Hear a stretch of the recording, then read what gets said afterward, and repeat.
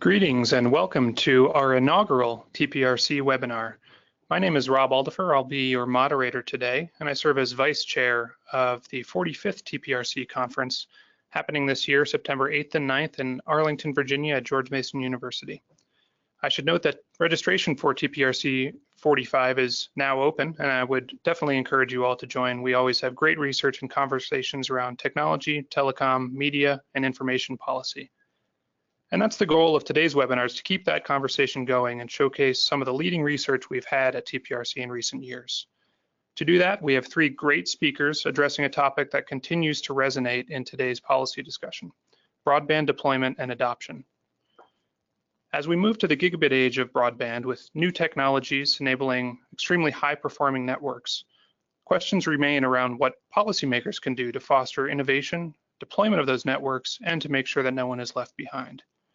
These are the questions that our panelists today will address.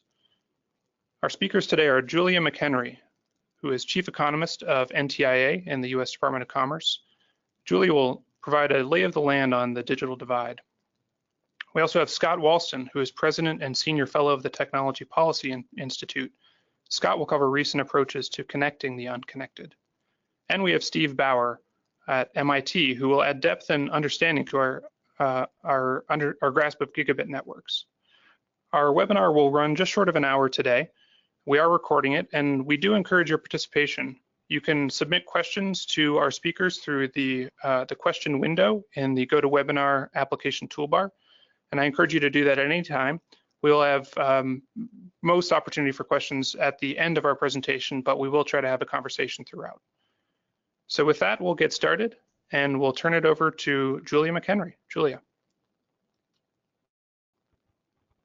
And again, I appreciate the opportunity for this inaugural TPRC webinar event. So as Rob was saying, we did some work for the 2016 TPRC entitled "Digital Divide is Closing as New Fissures Surface."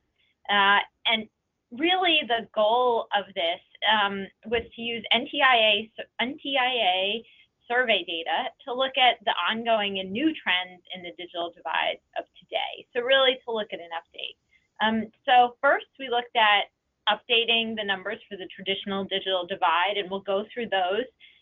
But I will say, we see some plateauing. Then we'll also talk about really a persistent gap that seems to be increasingly relevant for the policy discussion around Washington, which is the gap between rural and urban internet usage, really across the board. And then finally, we will be looking at new trends in the digital divide. So as increasingly people are using multiple devices, we see really an emerging component of the digital divide where there may be differences in the usage and the capabilities of single device users as opposed to multi-device users. So a little bit, and I should also say that once we did this initial research, we've actually had a slightly updated version, although most of the numbers stay the same. We've published through the Georgetown Public Policy Review Spring Edition. So you can look for that. It's entitled "New Fissures in the Digital Divide." So before we get started, a little bit about NTIA's survey data. We periodically partner with the Census's current population survey to conduct a module on computer and internet use. So the survey has really evolved, frankly, with the internet since the mid-90s, but currently we're really looking at internet use, locations of internet use, online activities, types of devices, and some of the reasons for non-adoption, both at the household level and at the individual level. Of course, we also benefit from the real vast amount of demographic information that you can get out of the current population survey. So we have, it's generally around 53,000 households in the survey, and the data that I'll talk about today is from July 2015. We are expecting an updated survey to take place in November 2017, and then budgeting, contingent on budgeting, we'll be continuing the November survey really every other year, so every 2 years. Next slide. So this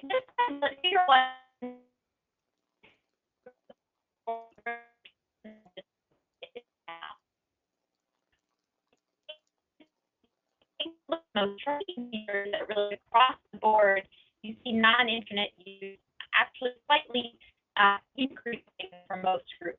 So this households that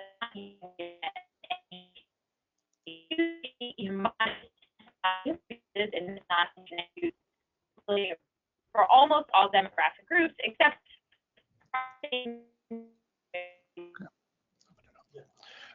sorry, Julia. It sounds like your connection is dropping in and out. What I would suggest is maybe seeing if you can go off wireless, and we'll advance to Scott's presentation now and come back to you.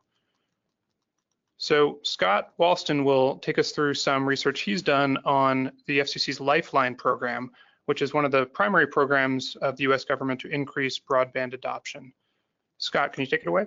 Yeah, thanks, Rob. Thanks for having me. So this is from a paper where I presented. I was working on it at the time last year, so I presented at last year's TPRC, and it focuses on some experiments that the FCC did with about 14 telecommunications providers, ISPs, to look at various aspects of what could be a Lifeline service, to see what might help get low-income people who are not connected online. Next slide, please. So this slide, oh, it looks like I put them in the wrong, they're not the right dimension for the screen, but that's okay. Everything's squished. So this sort of just categorizes the types of experiments that they did and the companies that were involved in them. This comes mostly from a really nice FCC staff report that they did on the results of the program.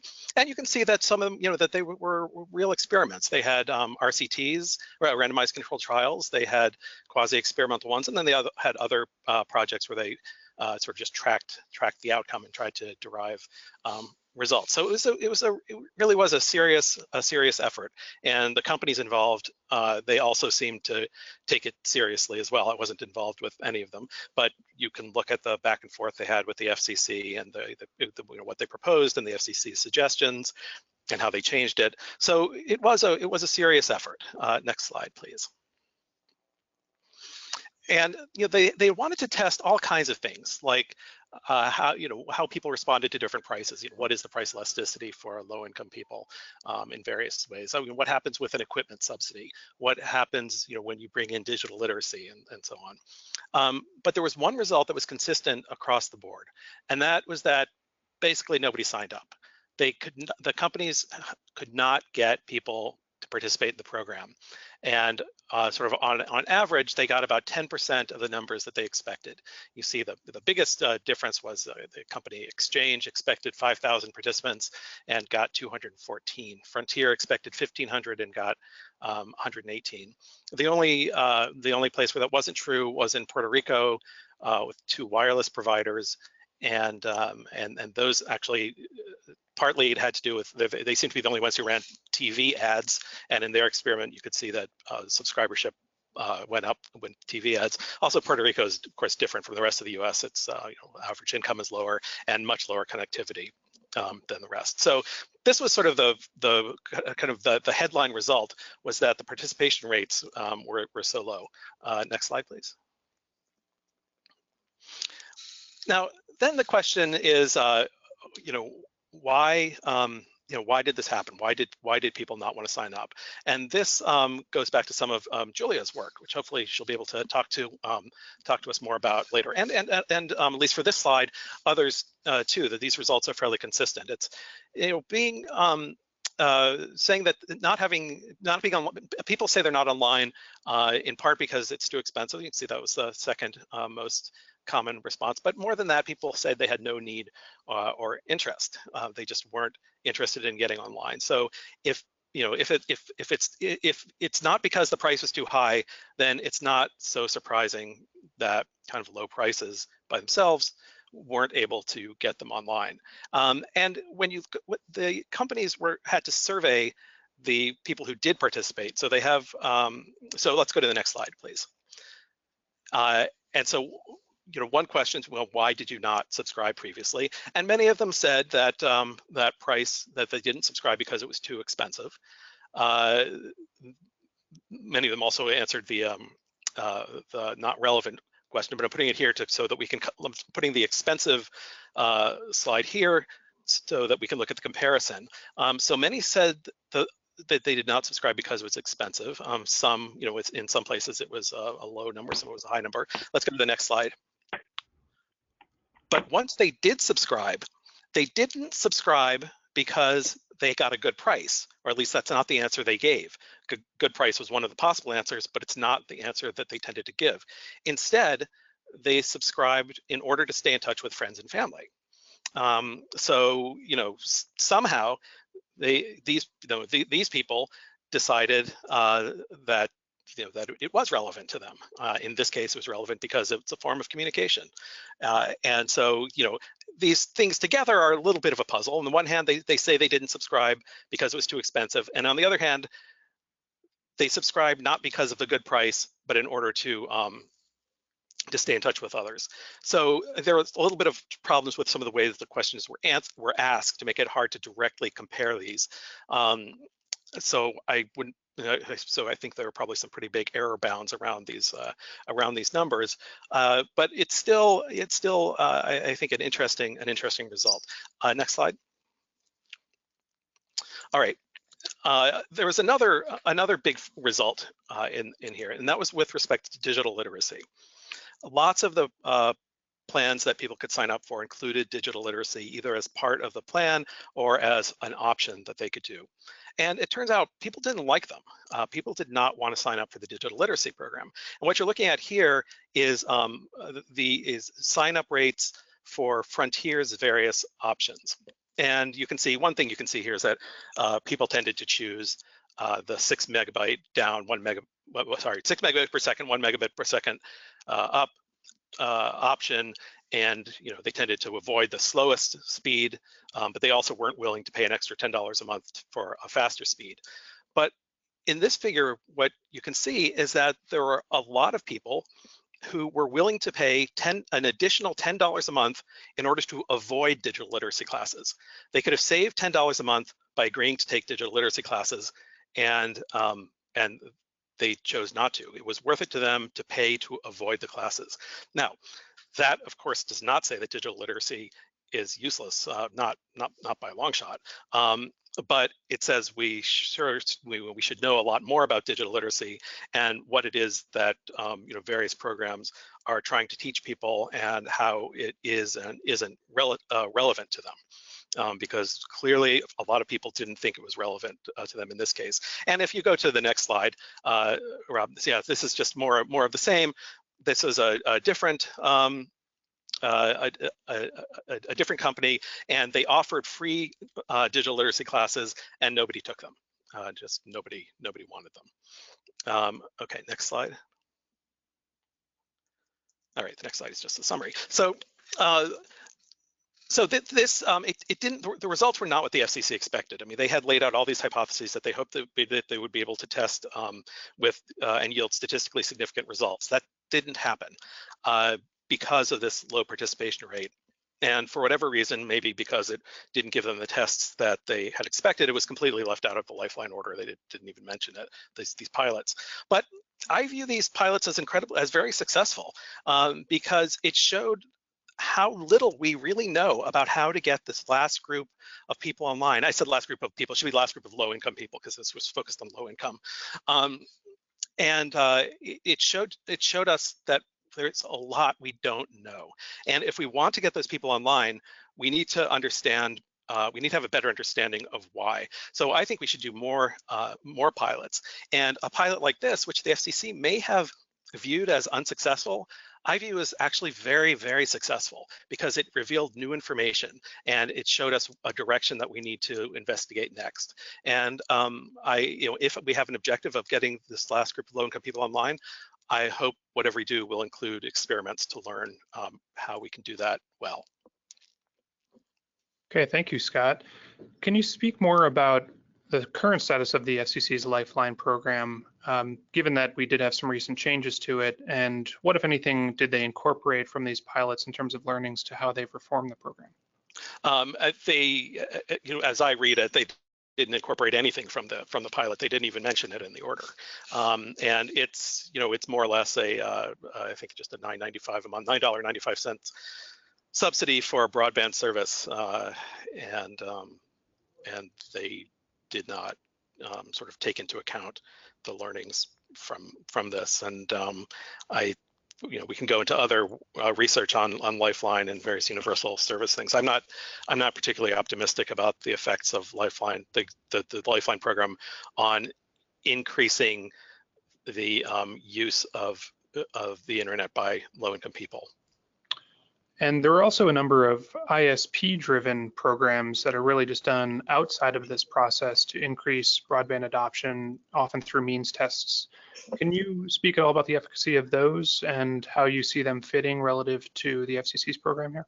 Well, Greg Wallsten and I are actually working on a paper right now, trying to look at the effects of some of those papers using, some of those projects using census data, CPS from the CPS, and some of the data that Giulia started talking about. Well, we'll have to wait and see until we know what the data say. One difference between what the companies are doing and at least what the Lifeline program does is that the companies are explicitly targeting people on the margin, that is, people who do not, or at least as far as they can tell, do not have service. And they've actually gotten some criticism for that, because you have these low price services, and some people say, well, why didn't you just make them available to all low-income people? And that's if the point is to get more people online, you need to target them. In principle, you would want a Lifeline program to do that too. I don't know how feasible that is politically or not, but that's one key difference. On the other hand, these pilots did target people without connections, and the pilots weren't successful. So there are other things with the programs that the private, the big ones like Internet Essentials and so on, that they focus on low-income families who have kids in school, with the idea being that people will be willing to do something for their kids. And we'll see whether whether that makes a difference, or whether instead they're just getting people to switch from DSL. Okay, thanks so much, Scott. At this point, why don't we turn it back to Giulia? And I think her connection has improved, so she can take us through her research. Giulia? Great, thanks, Rob, and hopefully this is better. In fact, I was on a landline, so if it doesn't, our only alternative, if it's not better, our alternative is wireless. So we'll see. So picking back up on figure 1, again, there are some interesting places where you might see some suggestions of actually a closing of the digital divide. So for instance, if you're looking by ages close to the bottom of the table, you'll see that in fact, non-internet use has decreased among those who are 65 and older. And I should add, while some of this is certainly driven by an aging population, this is also actually, in fact, if you look at 65-year-olds from 2013 and 67-year-olds from 2015, you'll see that in fact those rates are non-internet use rates are decreasing. So there's some promise there. You'll also notice within the race categories that at least it looks like American Indians and Native Americans may be increasing their usage, although I will note one challenge of surveying American Indians and Alaskan Natives is that in fact it's a very small group of people, so the confidence intervals get very wide, and there's just nothing we can do about it. One nice thing about using the CPS is that we can in fact even look at that category at all. So next slide.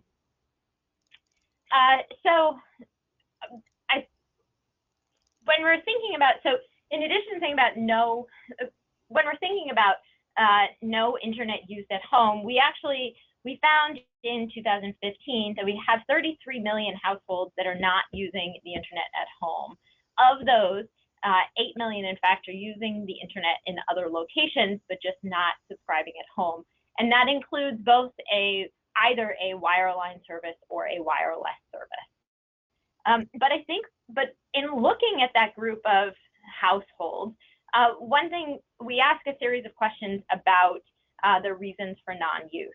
And figure 2 goes into this data a little bit. So what we're seeing is since the early 2000s, when we started asking these questions, consistently there have really been 3 potential reasons, or 3 main reasons, I should say, for non-use. Mostly relevancy, expense, and inadequate computer or other equipment. So what you'll see here is that, in fact, over the last few years, the trend is increasingly that we're seeing people saying they're not interested, or they don't see the relevance, as opposed to it being too expensive, or sort of the least common, or increasingly less common, is inadequate equipment. So I think this is important, particularly with respect to what Scott was just talking about, thinking about how we're actually trying to reach these people, what types of digital literacy or information about the potential uses and of the internet and what it can do for them becomes increasingly important, but we clearly are not doing enough on that front if we want to continue to increase adoption amongst this group. I should note that in addition to asking these questions, we, for the first time in 2015, asked a question to households who did not use the internet as to whether they would purchase the service at a lower cost. We didn't give them ranges of those costs, just because when you're asking a survey across all US households, the size of those costs really the relative size of those costs may be different, or sort of doesn't have as much meaning. But among households that had previously had internet service, in fact, half of them said they would subscribe if it were at a lower cost, as opposed to only 17% of households that had never had home internet service. So really, I think quite a bit of this relevancy is related to the households that have never used the internet before. Next slide. So in addition to sort of doing an update of the traditional digital divide, we looked at really a persistent gap that, as you see over the long term, really has been a puzzle that we've been talking about, and in fact is increasingly relevant today. So what you see here is the internet adoption among rural and urban populations, among rural and urban Americans ages 3 and higher. And you'll notice that since the late 90s, when we started asking questions, when we started to track this, that really there's a 6 to 7 percentage point gap between rural and urban adoption. So we're trying to get into this a little bit more. Next slide. So we started to sort of dig into start to look at the demographic characteristics here and see if we could understand a bit more. And what you'll notice is that among really a little bit among income, but actually increasingly amongst education, which is in fact the next slide, you'll see that the divide between rural and urban Americans, in fact, is a little bit is a bit larger for the groups for the lower demographic groups that are traditionally more likely to be on the wrong side of the digital divide anyway. So if you scroll to the next slide.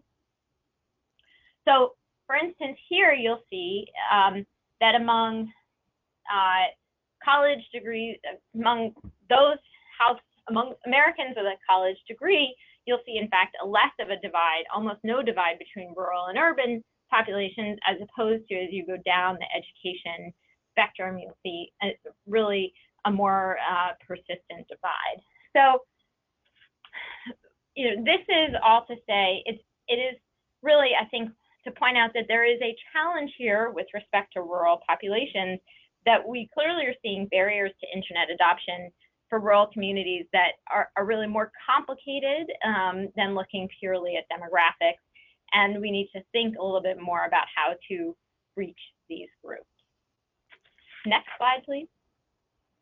So finally, we looked at really an emerging issue with respect to the digital divide, and that is the difference between users of a single device and multi-device users. So traditionally, we've thought of the digital divide as whether you use the internet or not. But as the internet becomes an increasingly important part of Americans' lives, what we're thinking increasingly about is really the importance of or the harm to being underconnected. So that is having some connection, but maybe not sufficient. So right here, so in this case, we're looking at those Americans, those that use only a single device as opposed to those who have many devices. And I should say here, one device could be a personal computer, a smartphone, or a tablet, although really most of this is made up of, most of the single device users are smartphone and PC. Whereas multi-device could be any combination of more than one device. So what you'll see is, in fact, this divide looks among sort of demographic characteristics, takes on some of the more expected characteristics you'd see in the traditional divide. That is, there are fewer people using only one device at the higher income brackets. This is similar for education and amongst races that have traditionally sort of been on the wrong side of the digital divide as well. So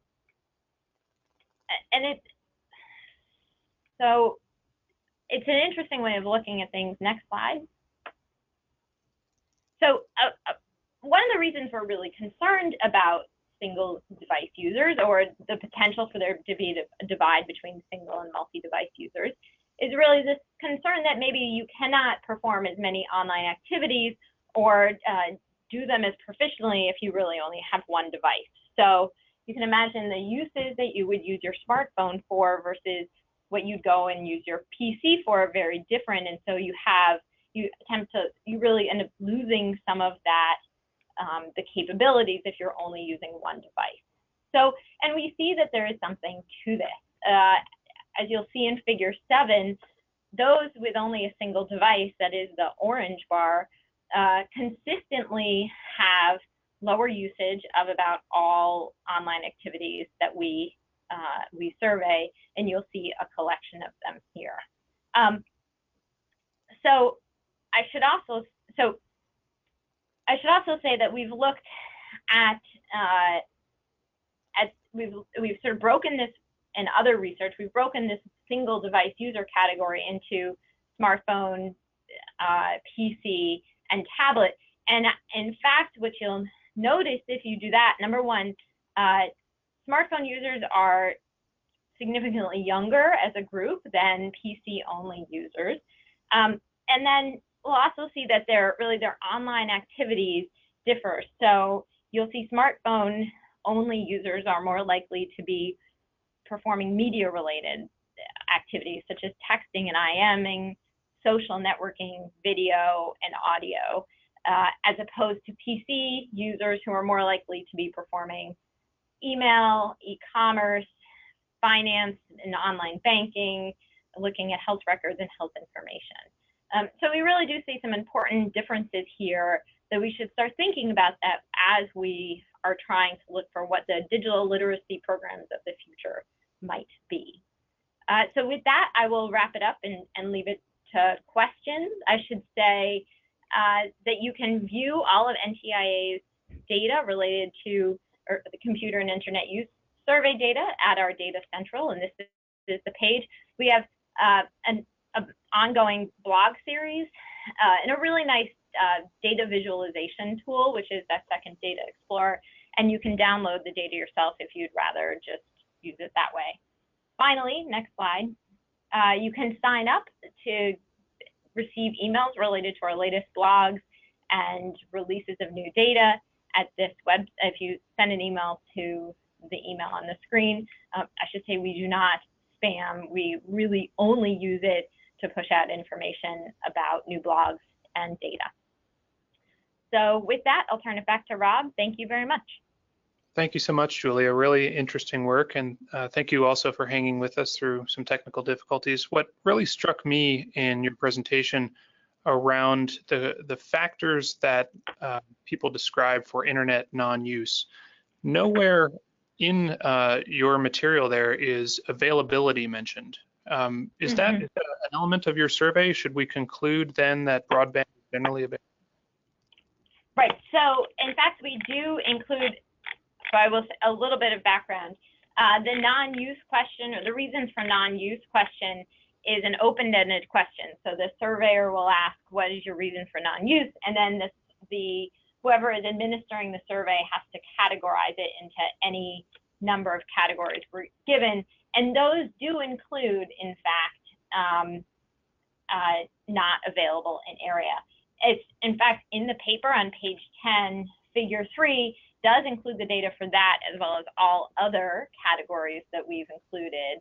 And really, the not available in area was really only 2% of the survey respondents. So when we're just looking at really what are the most important reasons for non-use, we've just excluded that one here, but certainly it is a reason, and there are others broken out in figure 3 of the paper. Okay, thank you so much. And you did mention earlier that you have a refresh set of analysis and data coming out shortly through Georgetown, is that correct? Right, so unfortunately the data is the same, but there's a little more analysis around it. In fact, it's out already. It's through the Georgetown Public Policy Review, and it has a title that's very similar, but not quite the same. So it's entitled New Fissures in the Digital Divide, and it is free, so you can go and access that. Okay, thanks so much.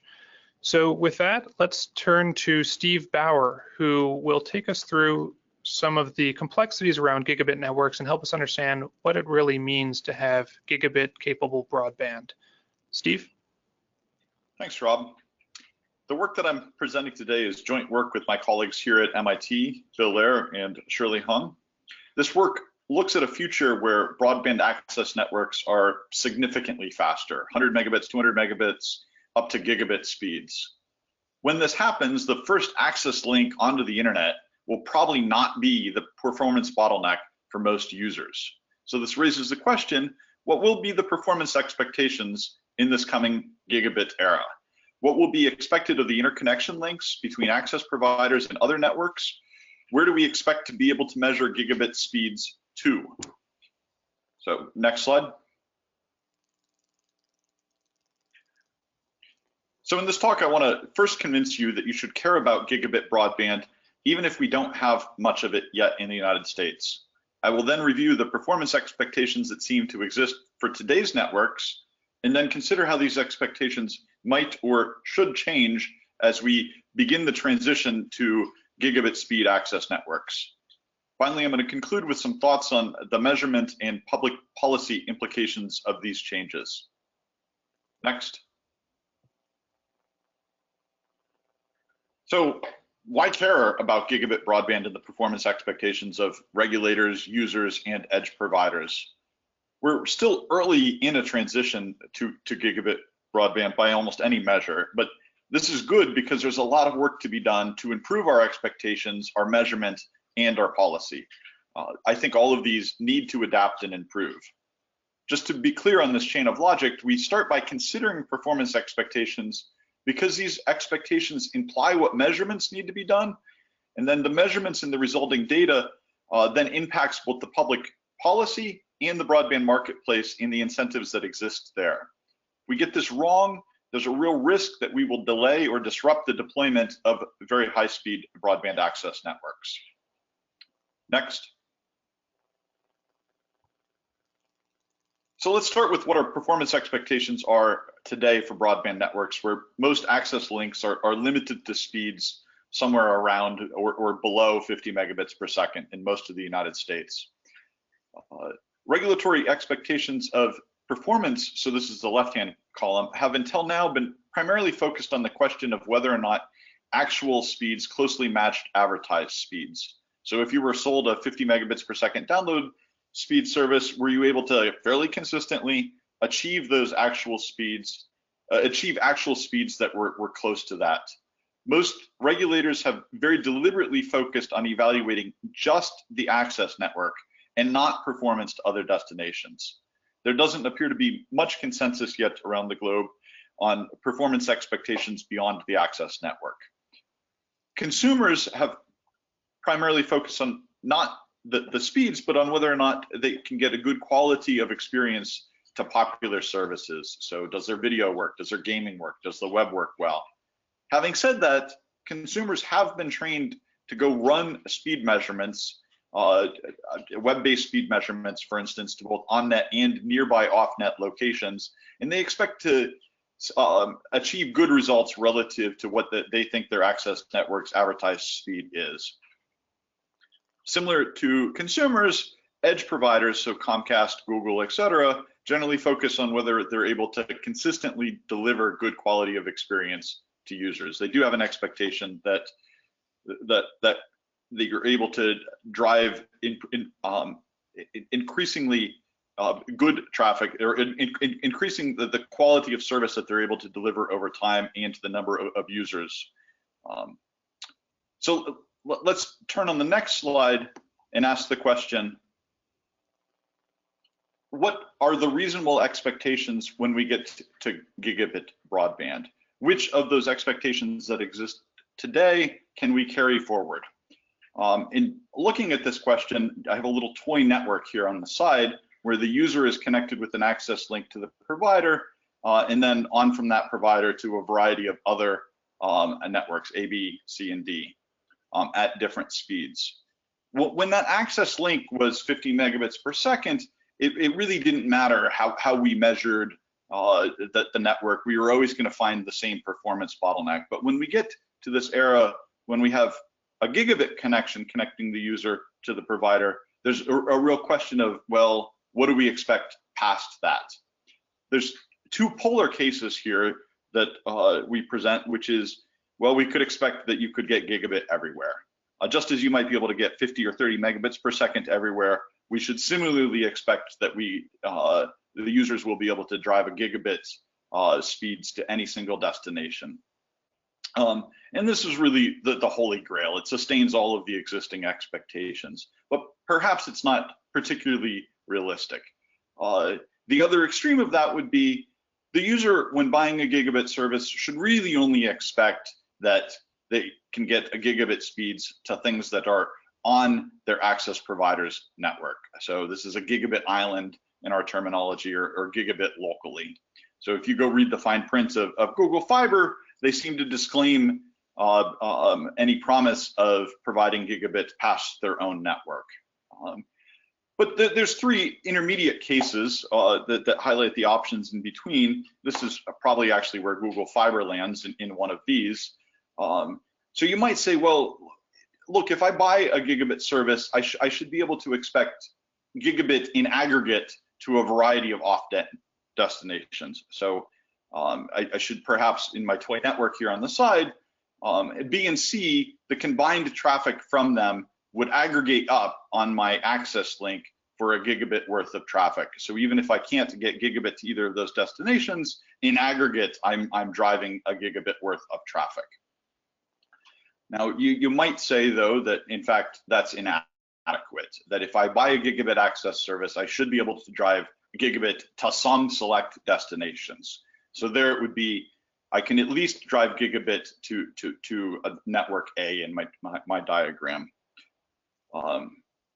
The final proposition that we have here is, well, it's not important where you are at any one moment in time. It's, are you growing towards and improving over time the performance that you can drive to any of these destinations? So what we do in the paper is we look at these alternatives. We talk about how one might go measure and verify from a regulatory standpoint or from a network measurement standpoint whether or not these expectations are being met and what some of the implications are.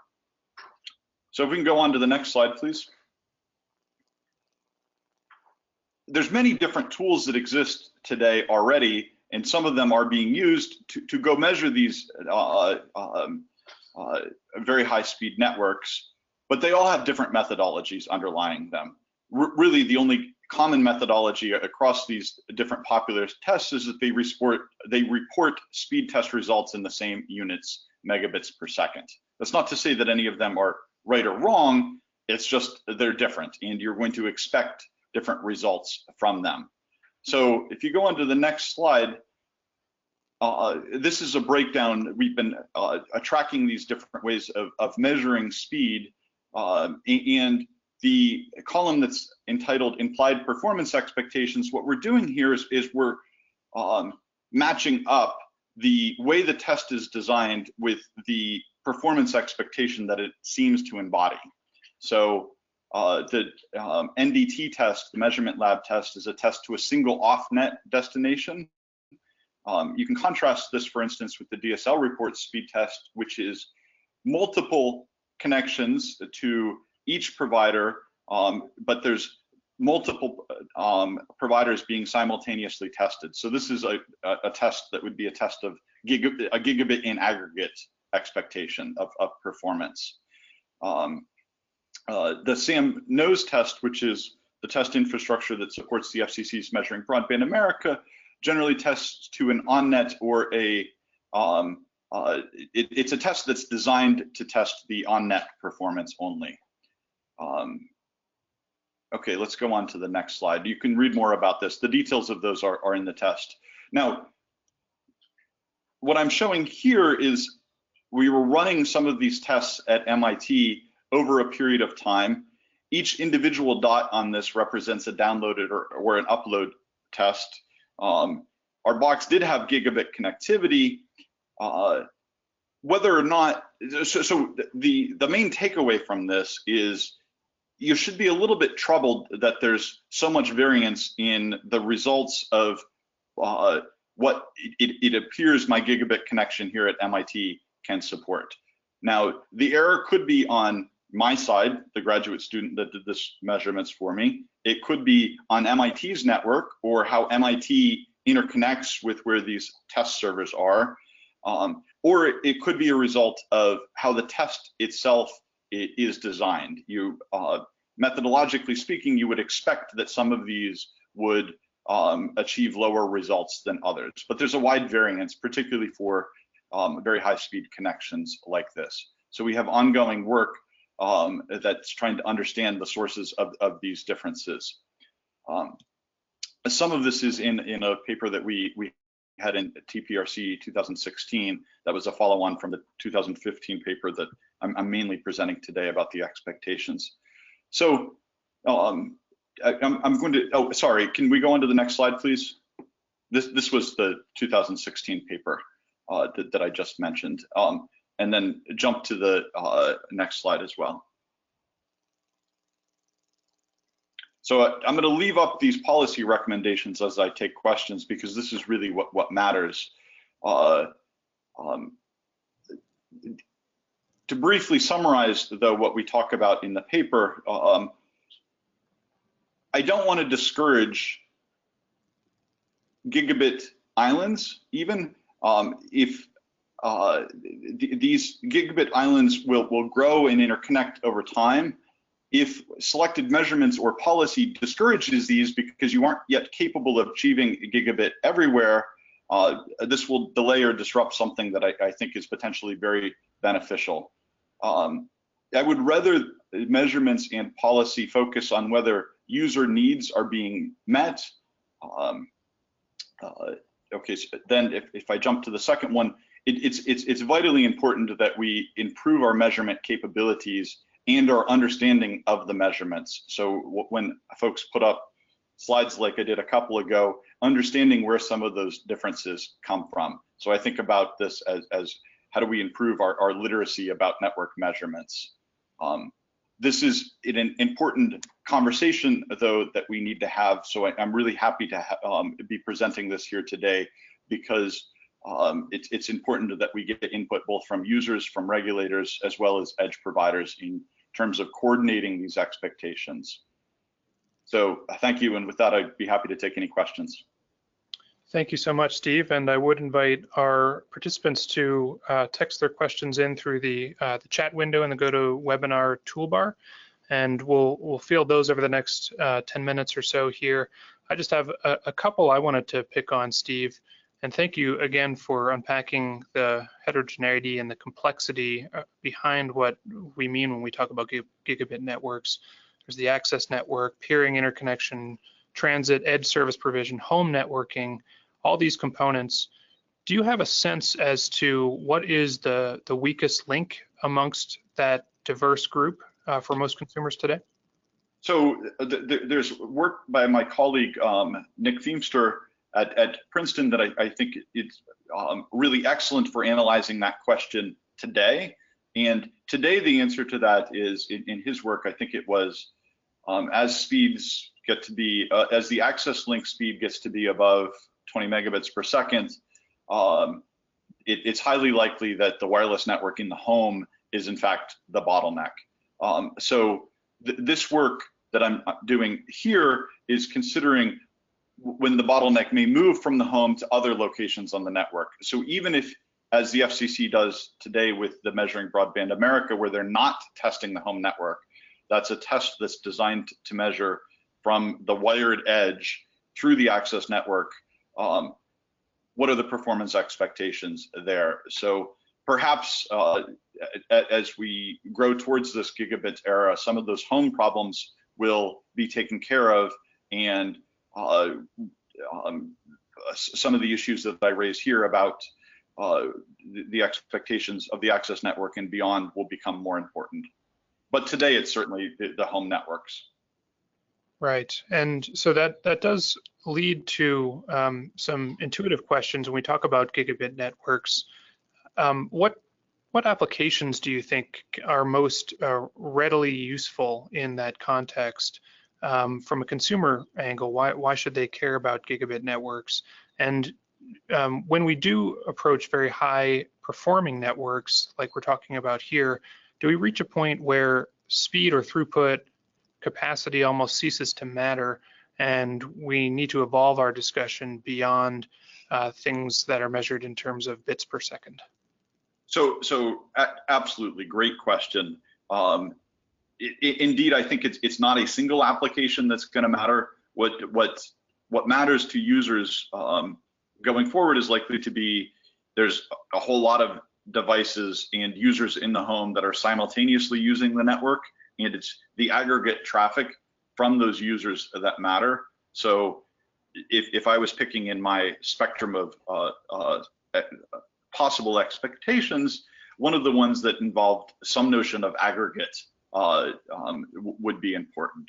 But the key is we need to shy away from asking the question, is the user is the right measurement that the FCC or other regulators, or when we run these speed tests online, doing, should we really be worried so much if we can achieve a gigabit speed to a single arbitrary off-net location? And I would say the answer to that is probably no. Now, having said that, perhaps there will be some applications that might emerge that would be able to make use of gigabit speeds to a small number of destinations, but we certainly do not have those today.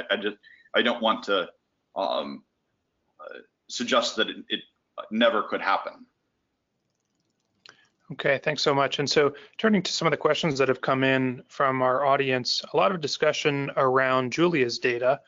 And so I want to give her first crack at this, and maybe Scott can chime in as well, regarding the confidence intervals that were shown in a number of the charts and the variability from year to year on the factors behind broadband or internet non-use. Giulia, do you have any views there around the small confidence intervals versus the high variability that you're seeing across those factors and across those years, and whether or not you've fully captured the dynamic around the digital divide, or are there other questions that you think you need to get at in your survey data to really come to a more fulsome understanding? Thanks, Rob.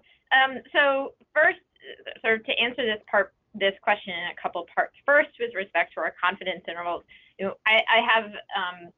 have quite a bit of confidence in the intervals as they are there.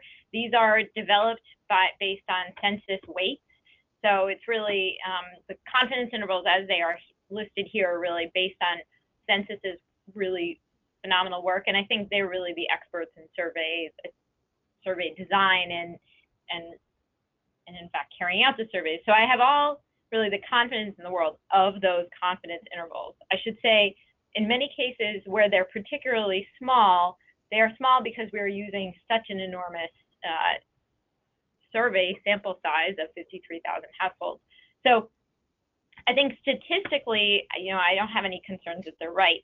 You might notice places where they're a lot wider, but you'll also notice that those are groups that we are probably less likely to be surveying with this methodology. So again, I spoke about American Indians and Alaskan Natives just being a small sample set, for example. So that touches on sort of the statistical issue. We are very confident in these in the size of the confidence intervals.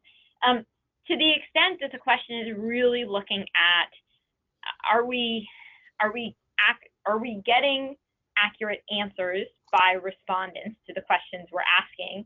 That is always a concern when you're dealing with survey data, and it's hard to know how to address that in some ways. I should say there are a couple things that make us comfortable with these.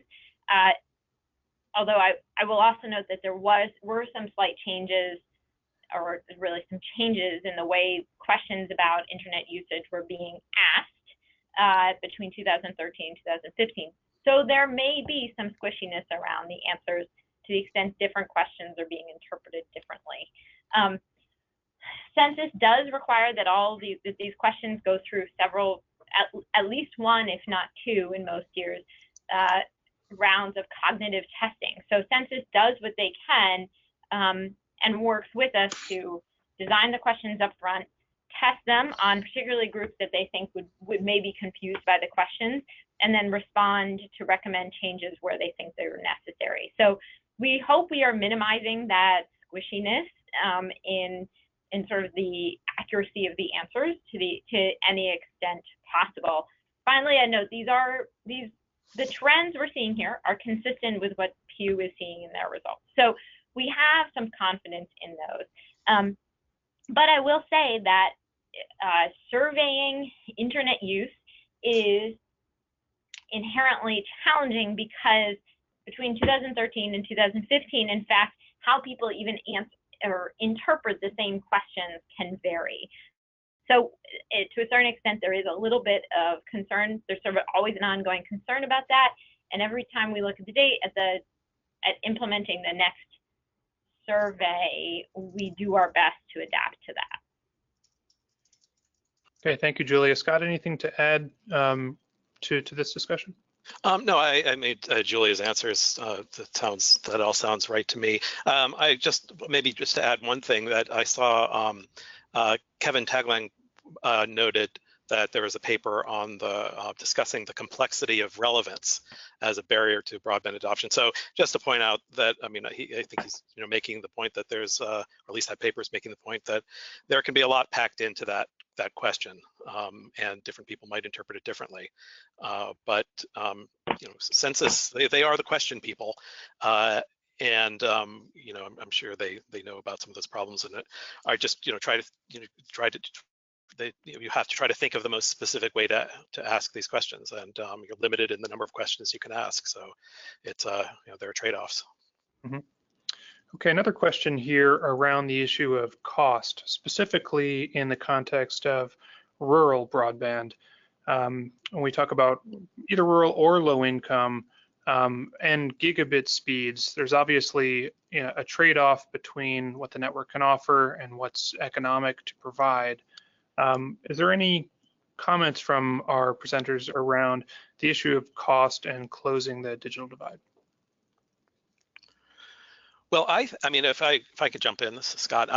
I think that's one of the reasons why experiments are important, because the amount of money that you spend on experiments is almost nothing compared to what we end up spending on these programs. We're supposed to spend billions on Lifeline, and with spending of a tiny fraction of that we might have been able, on more experiments, we might have been able to develop a program that's much more cost effective.